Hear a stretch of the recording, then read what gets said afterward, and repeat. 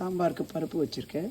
1 cup துவரம் பருப்பு, 3 cup இதில் தண்ணீர் விட்டு மஞ்சப்பொடி போட்டு 3 விசில் வர மாதிரி குழைய வேக வச்சிடுறோம். வெந்தயம், கடுகு,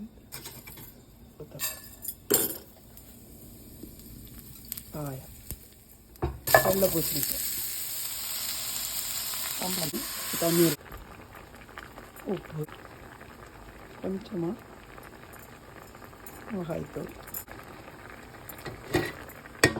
சின்ன எலுமிச்சம்பழம் அளவு புளி ஊற வச்சு ஸோ அதை நம்ம கரைச்சி அந்த தண்ணீரை இதில் விட போகிறோம்.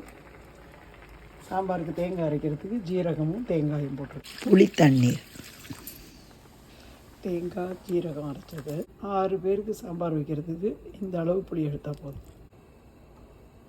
பருப்பு சேர்க்குறோம், கொத்தமல்லி. சாம்பார் தயாராகிடுது. இதை பார்த்தாலே